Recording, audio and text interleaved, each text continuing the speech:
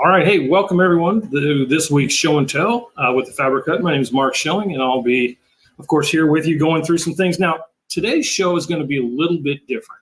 A lot of times you'll see me and we'll be looking at a lot of the kits and we'll break the kits down. We'll show you details. We'll talk about some block assembly. But for this show, we're actually going to have a special guest. We're going to kind of do an interview type of a scenario with a pattern designer who works for us, or works with us, actually. And so really excited about that. And, you know, one of the things I was thinking about as I was preparing, I said, when I was a little kid, I wanted to be Johnny Carson. So this will be my first opportunity to be Johnny Carson-like. When I was a kid, I used to love watching that show at night with my dad, and bring out all the guests and the animals and all of the jokes and stuff. So this will be my first time doing it. So I guess the universe is lining up for me at the age of 50 years old, and we'll be rocking and rolling. Well, if you remember from last show, we were looking at this pattern, this Riley Blake pattern, just a real simple square. These were using charm packs. We talked about the charm pack, Harvest Rose.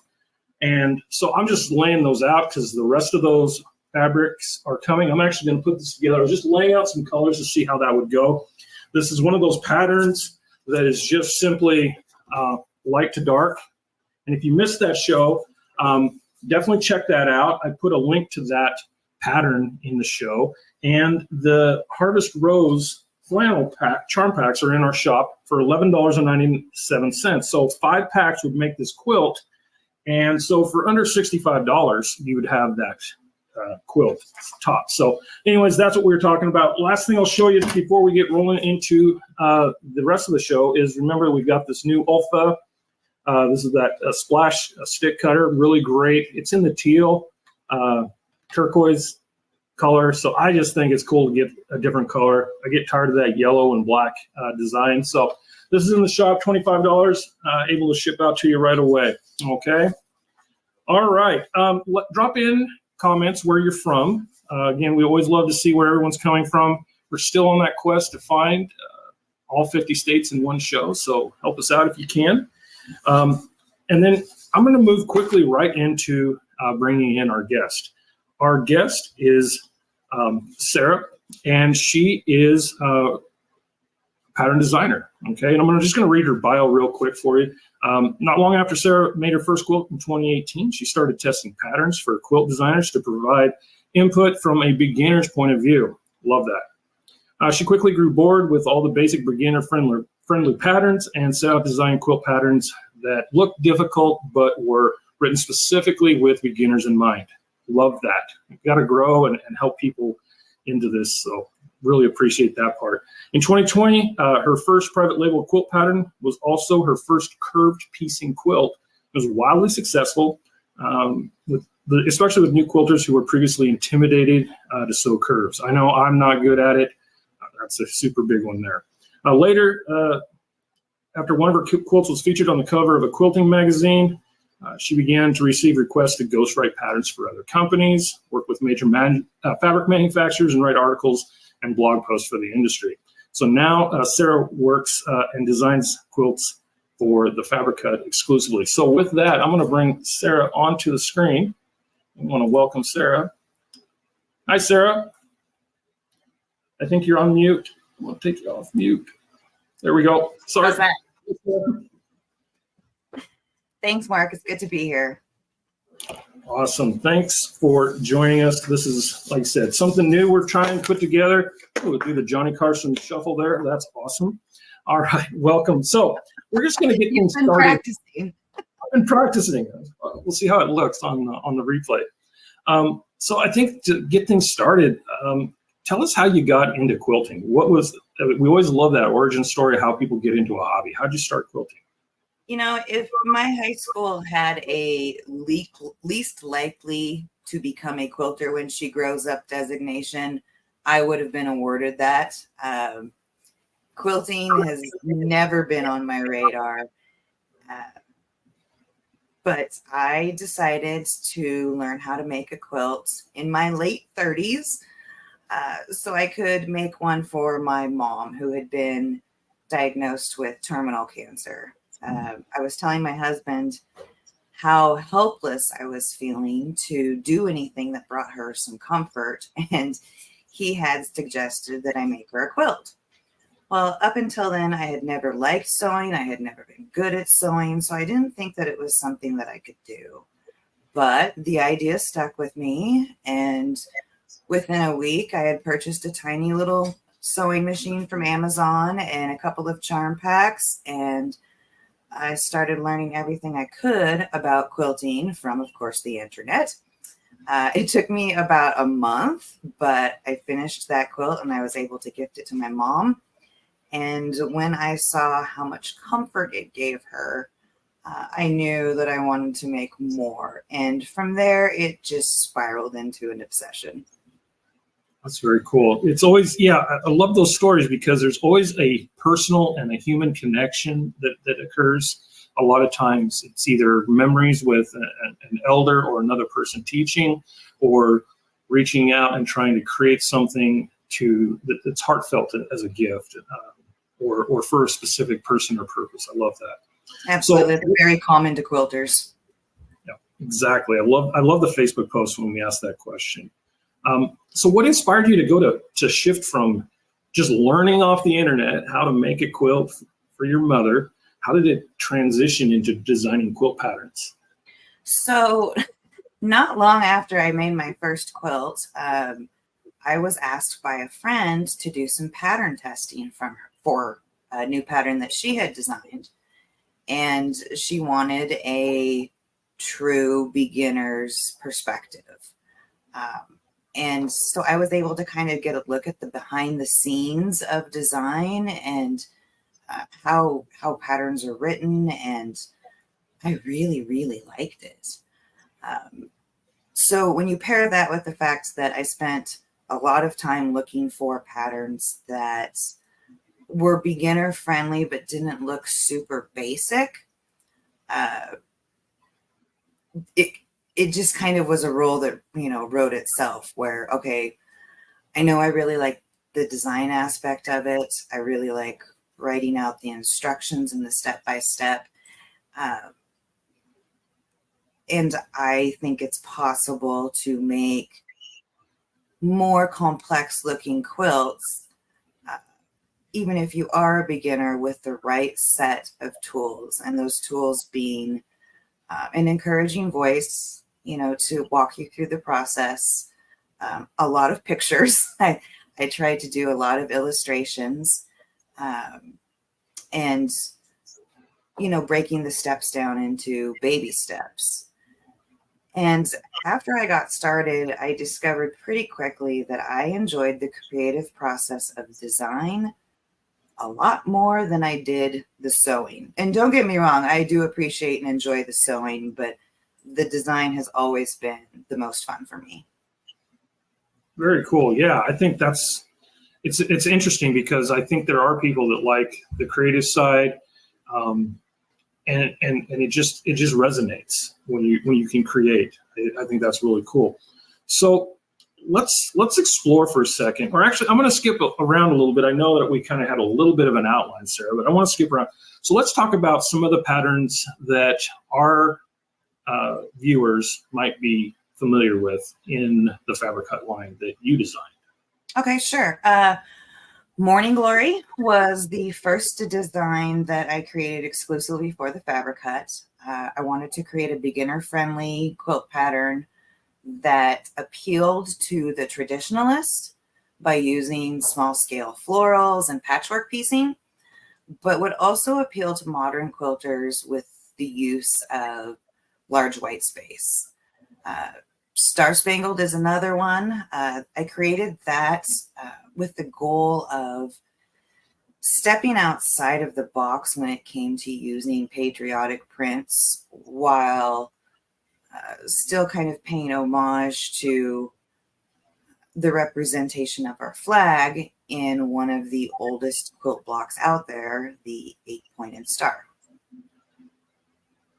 Very cool. Yeah, so both of those. So Morning Glory, if those that don't know, that was a limited edition release. We released that on May 1st, and we had 1,000 of those kits made, and we sold out middle to end of last month in July. So that was a wildly popular kit. And then, of course, Star Spangles, I keep pulling back my makeshift design wall here has been selling very well. And I want to bring that up real quick because with the link that I'm putting into chat here, you can get that Star Spangled kit on sale for $169.11. That's the normal price is around $225, but through the link here for the next 24 hours, you could grab that for $169.11. And that's really a really good value because there are a lot of cuts and a lot of pieces here, but this is such a fun one to put together. I also did a stream on this one where I did make the 4 stars quickly, the 4 flying geese, the 4 points very quickly. There's also a beautiful tutorial by Leah Louise on our website as well. So definitely check those out. So Sarah, talk to us about your design process. What does it look like when you first get started? Oh, well. So it used to be that I would start with a fabric that I fell in love with. And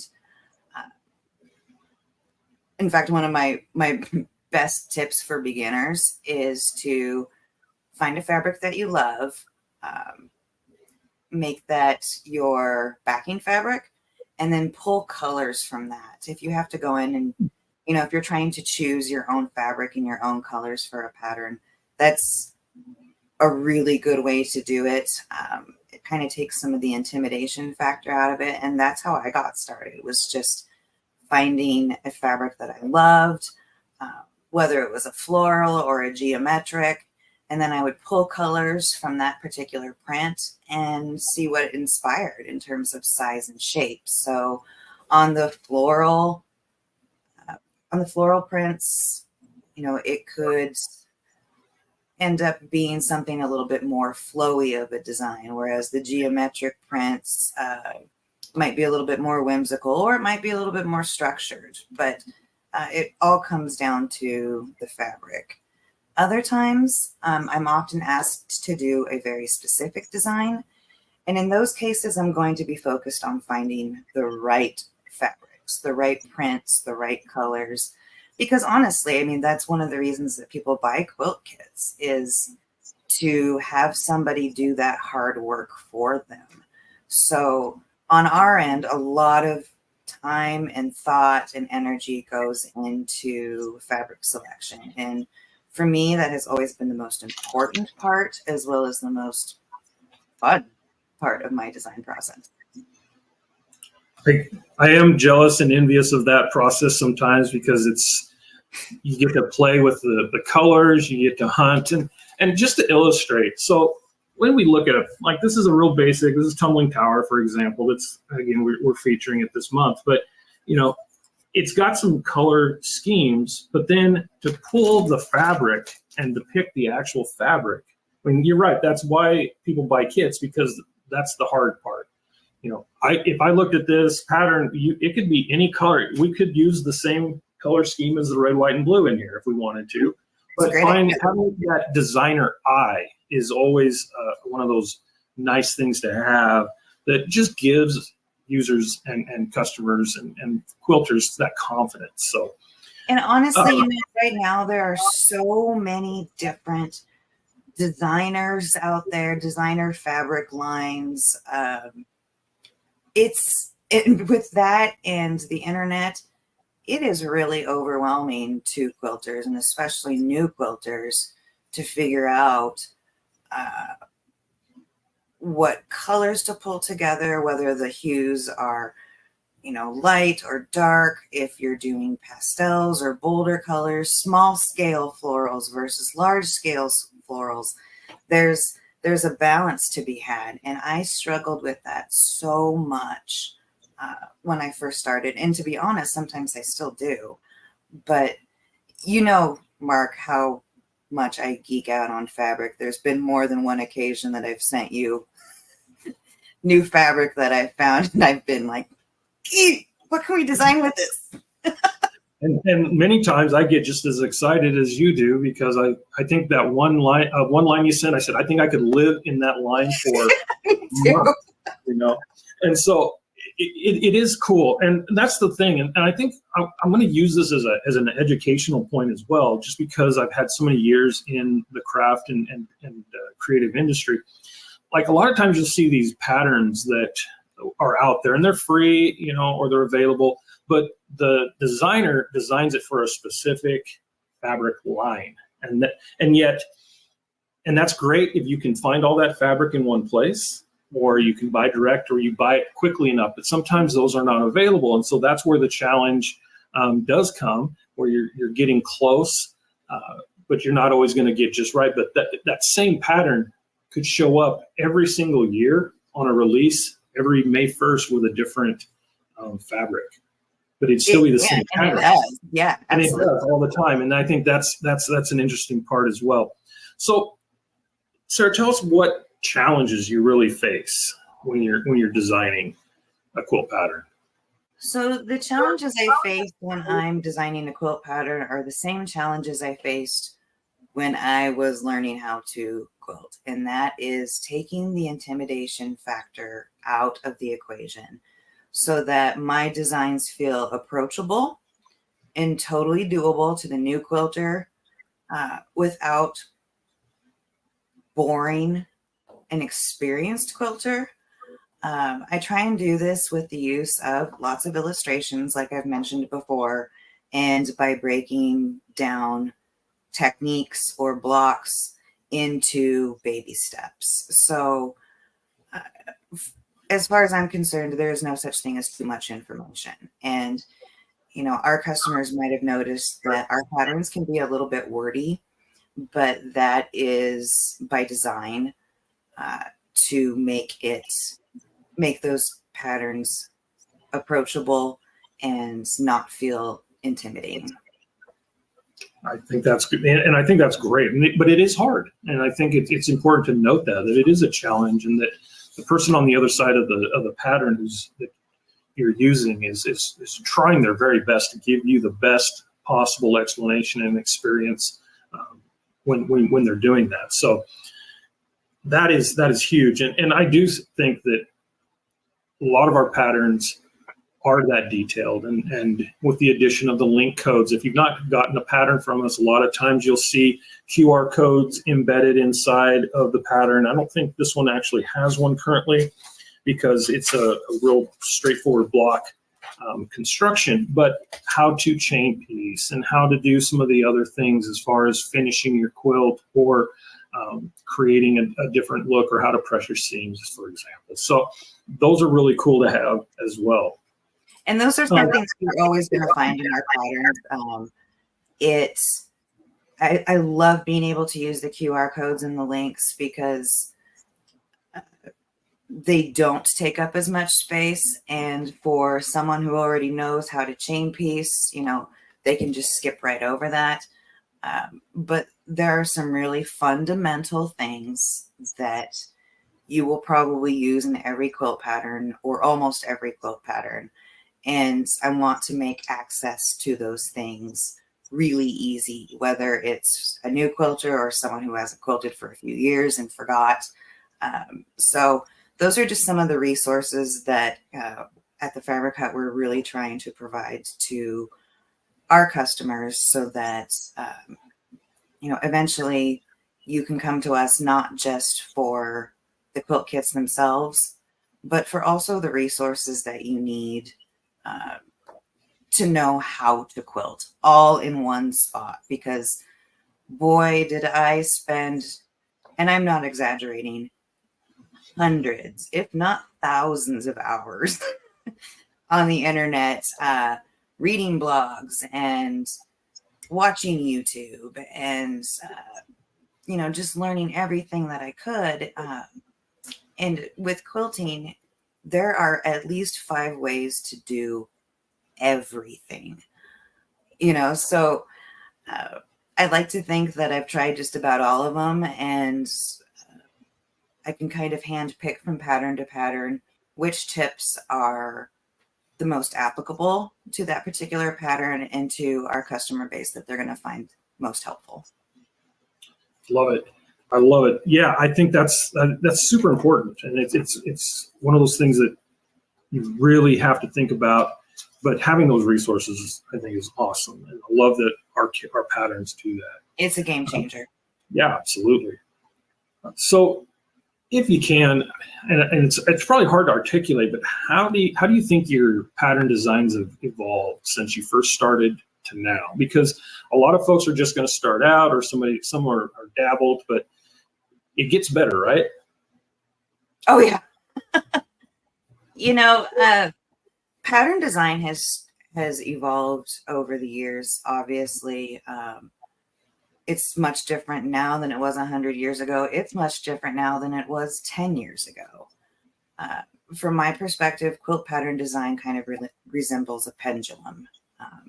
It started with what we now consider traditional. And then within the last 20 years, I think it's swung as far as possible in the opposite direction to modern, with quilts that looked more like abstract art than a blanket that you want to cuddle up with. And I think both ends of the spectrum have the ability to turn people off of quilting. I know it certainly did me before I started.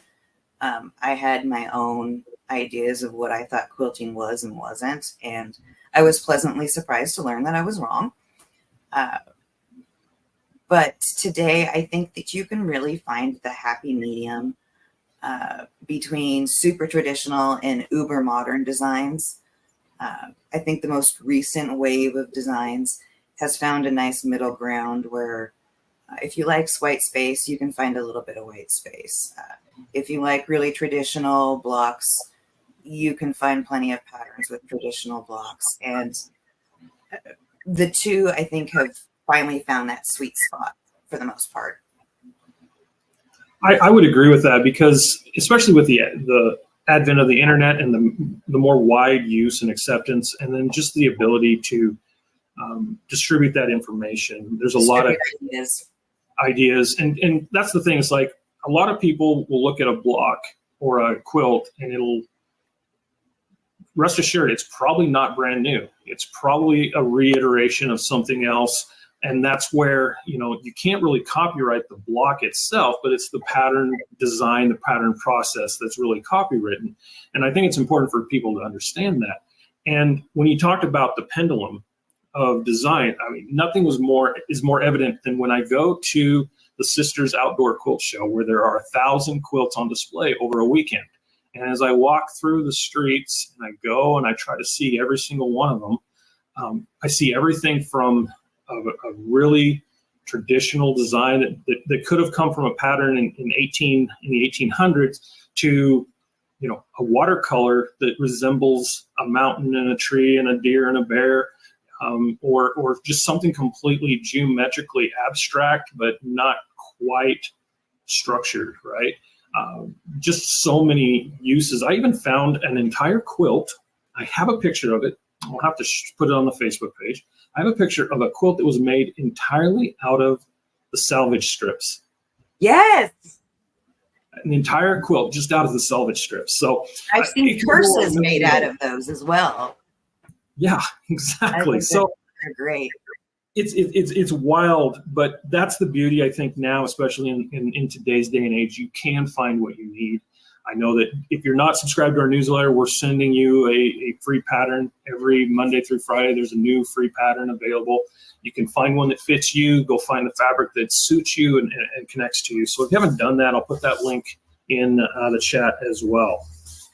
If you have any questions, feel free to start typing those in. I know we've been talking for a little bit and percolating some ideas, and you probably have some questions. So type those in. We'll respond to those as quickly as we can. Probably in chat will be the easiest for us, as we're going to keep moving. Try to keep these not super long sessions, so we'll just keep rolling along, but I will, and Sarah and I will answer your questions, okay? So let's move to design tips and advice. So as a successful designer, what advice would you give someone who wants to start creating their own patterns? Oh, wow. Well, as a self-taught quilter and a self-taught designer, I can tell you that there is nothing that you can't learn on the internet. And just as there are multiple ways to do just about anything in quilting, the same can be said for design. So don't feel like you are limited by your education or even by your budget, because where there is a will, there's a way. I didn't go to school to learn about design or design software. All I had was Google and some free time and a newfound obsession for quilting that I wanted to learn everything about. So luckily for me, I'm just one of those dive right into the deep end people. And, I don't do anything halfways, but you don't have to be one of those people. You can dip your toes in a little bit here and a little bit there. And before you know it, 6 months or a year has passed by and you have already accumulated so much knowledge that you're ready to share it with the world. I think that's really true, because if you're passionate and you get your feet wet, get some experience, you can design your own. I'm going to swing back here for just a second.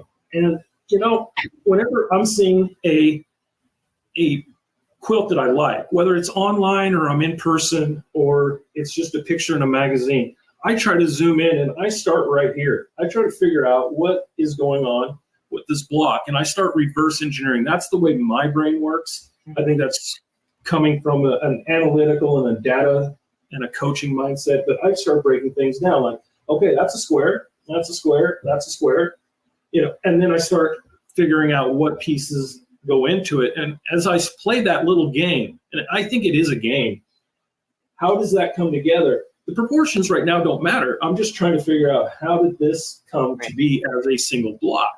And some quilts like this one are the same block all the way through. As you can see, all we're doing is rotating the placement of the star. But once you start playing that game, you'll get some confidence on how blocks are actually constructed. And that could absolutely help you along, I think. That's a great tip. So do you use software or any other tools? Have you evolved into that yet? Yes.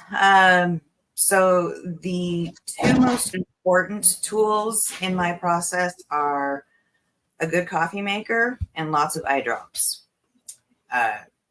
Well, that's true. That's probably not what you were getting at, but No, that's important. The most important tool in my design arsenal is my claw machine. If I'm looking for a more efficient way to make a quilt block, or sometimes it's not even more efficient, it's just easier to wrap your mind around. So it might take a little bit longer, but it's easier to explain to somebody who's new.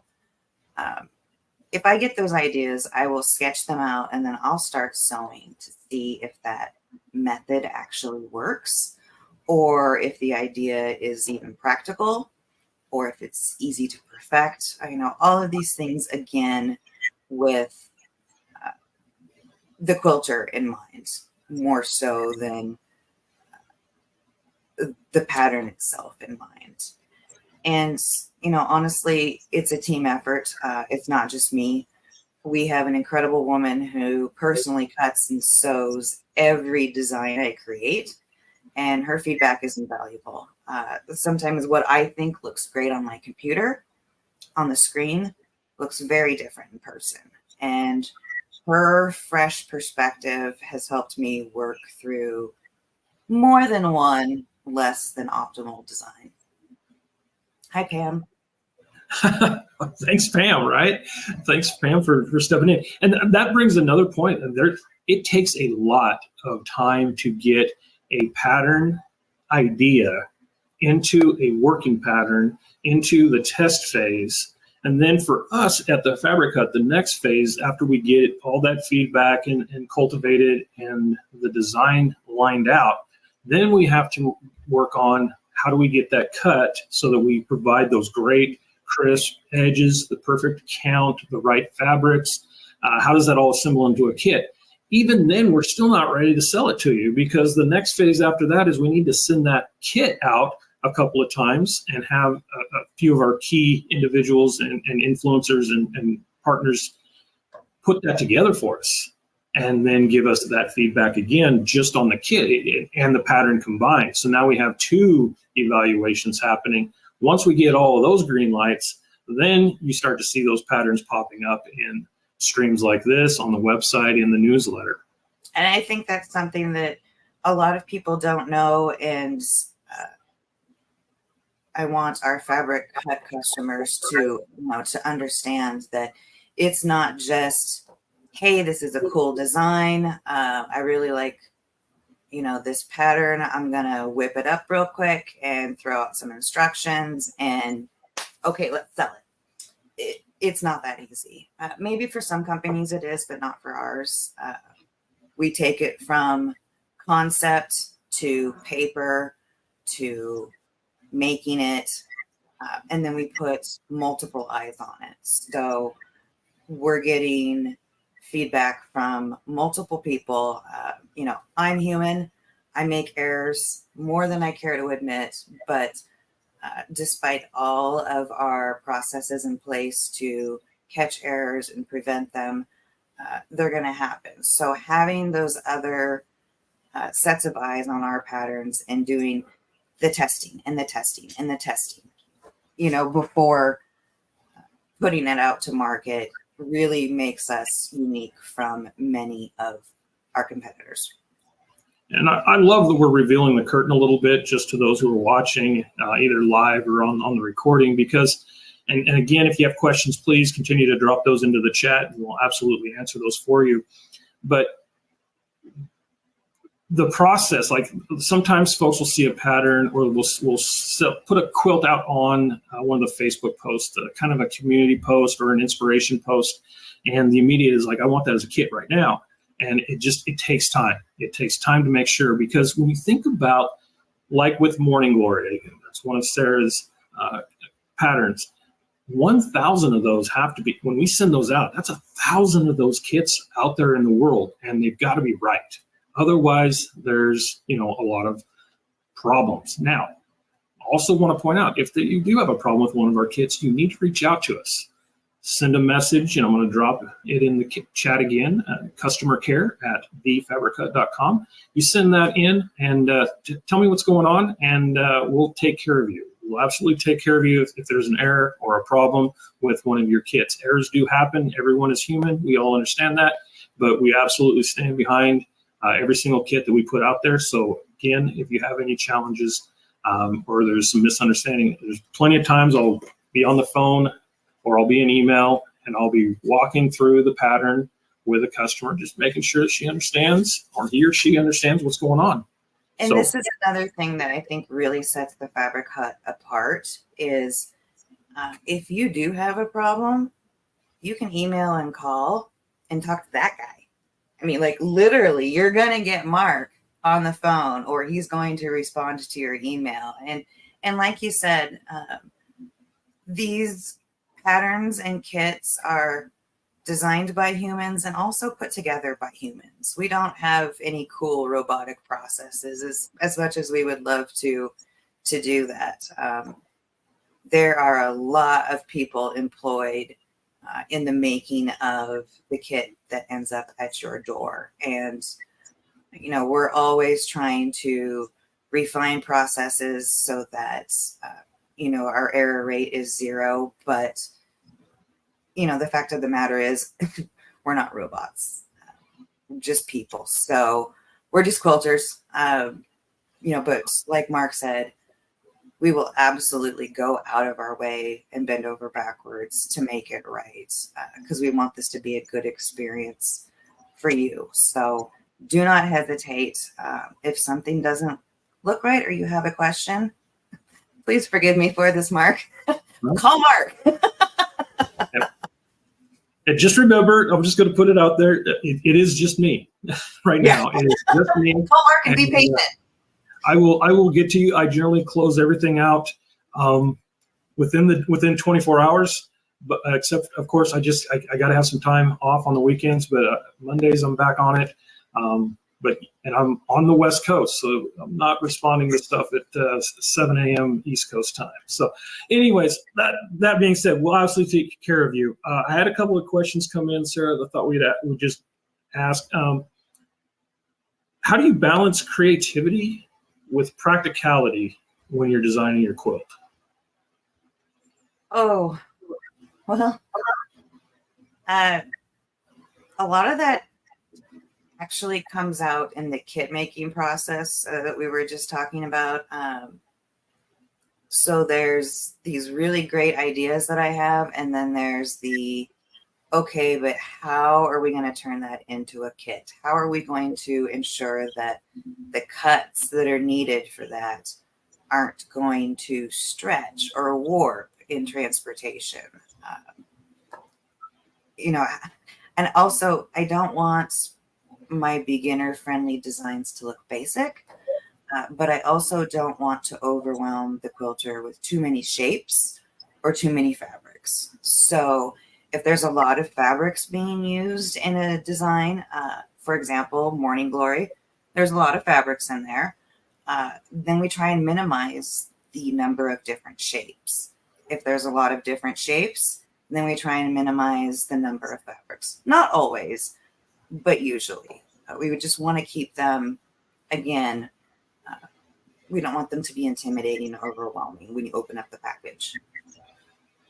Yeah, that's great. And I think that falls, if you're someone that's maybe getting into designing your own, you have a design or an idea for your own quilt, think about, as you go through the process, what can you duplicate? What can you sew within your own skill set? There's a lot of brilliant and beautiful things that use a lot of these little sliver triangles that, they make a beautiful sunburst. But when you stop and think about how many linear inches you're going to stitch and what that block needs to look like to accommodate, and then where are your seams going to end up, there's a lot of those things that you'll want to talk about or think about as you're doing that. But I think there is a balance between the cool, great, creative design and what is practical and what can actually become a finished product. A perfect example of that is a snowflake quilt that we were talking about a couple weeks ago. It's a really great design. It uses very few fabrics. It's not very intricate or difficult, but in order to get the look, you're talking 1,300 to 1,700 pieces. And again, the blocks are basic.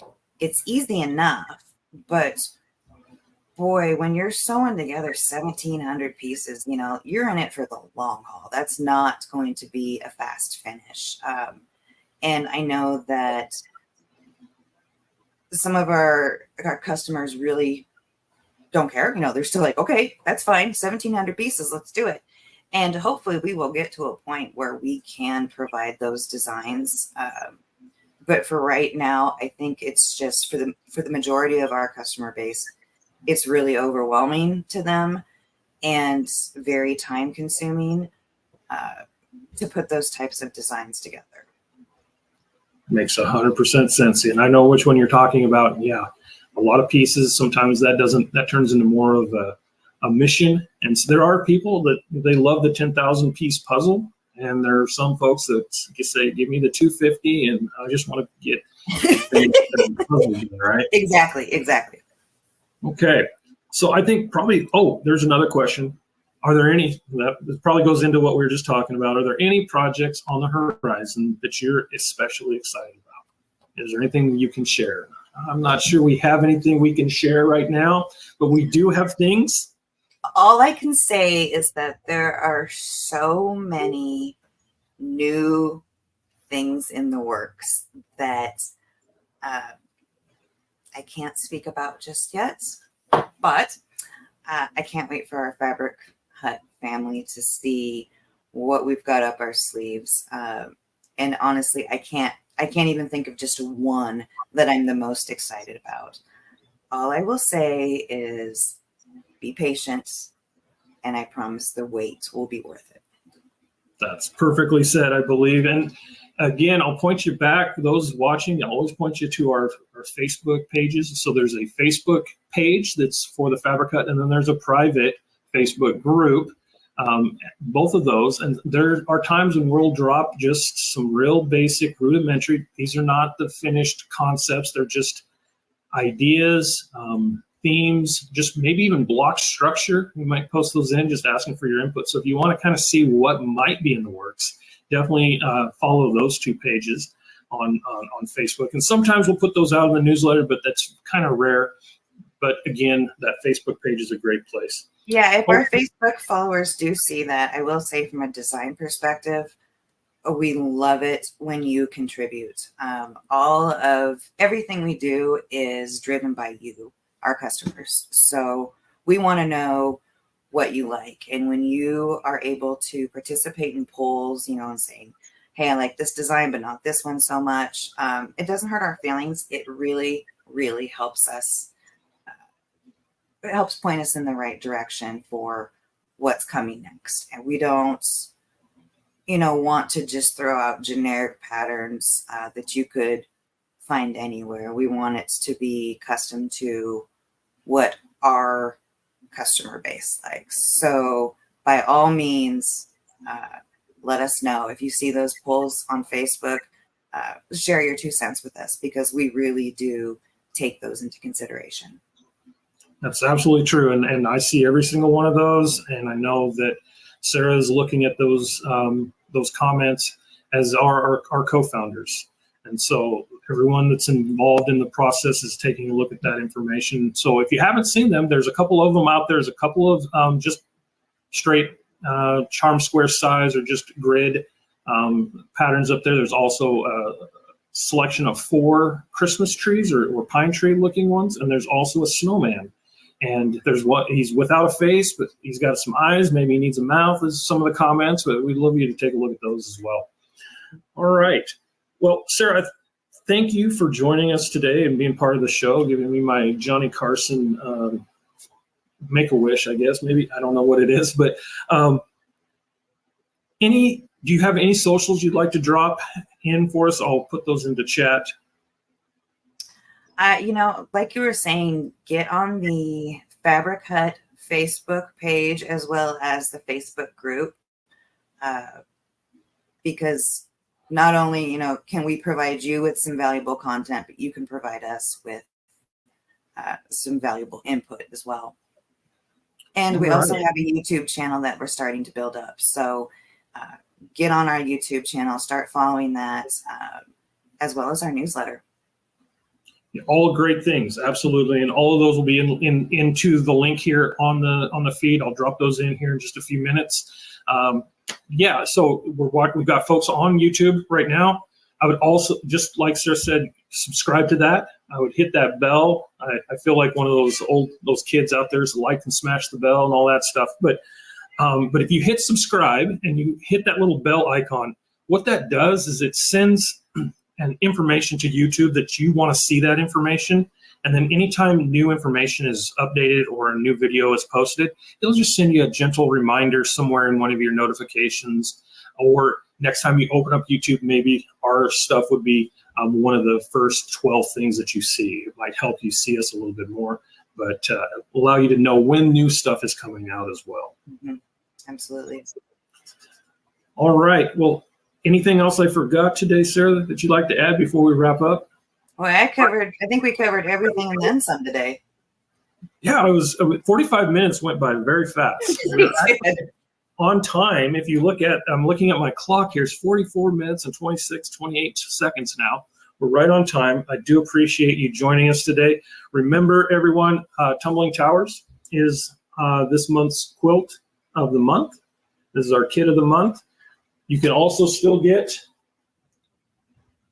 Star Spangled, another great one. And there are a bunch of great kits still on the site. I think we're somewhere in the neighborhood of 28 to 32 of them currently. There's a number of Christmas ones. I want to stress that yes, it's the end of August, but Christmas is coming. If you need to get some of those holiday themed, there's the Gnomes Table Runner. There is a green and red festive real quick one. There is the Cozy Snowman that's up there as well. And then there's just a whole selection of other really great kits that we featured here on the show, and through the newsletter as well. And on Facebook, just great gift items. So if you have a penchant that you want to get some of those done, this is a great time to get those quilts ordered, especially before the big rush. Because once we get to cooler weather of the fall in a lot of places, quilters start getting back indoors, those orders start coming in. So this would be a great window to get some of those orders placed in advance. Yes, shop early. Shop early, get to work early, and get done early. And then especially if you got to send something out to be quilted, if you're sending them out to your favorite long armor, you know that their list will get big and you'll be further down the list the later you finish. So I know that my long armor has gotten to the point where she doesn't take anything after November 1st. And part of that is because she's really good. But the other part of it is, you know, everyone tends to send their quilts in for Christmas last minute, you know, like the day after Thanksgiving or December 1st. And there's just no way that our long armors can turn them out that fast. Absolutely. Good points. So again, take a look. The links are in the chat for you. Continue to ask some questions. We're happy to answer. If we didn't answer something here live and you still have a question, again, remember you can send things into customer care at thefabrichut.com. And if I don't have the exact answer or we need to forward it to Sarah, we'll absolutely do that to get you an answer. Okay. Thanks again for joining us. Really appreciate you being here. Don't forget to drop your name and where you're from into the chat at some point. Remember that this will be on recording, so you can come back and watch it again or catch the pieces that you missed. And with that, I'm going to say have a great rest of your week. I think we're now heading right into September and into the fall. So looking forward to more and more time with you as we continue to bring you great products here at the Fabric Hut. Thanks again. Go ahead and say goodbye. Thanks, Mark. Bye. Thank you, Sarah. Bye.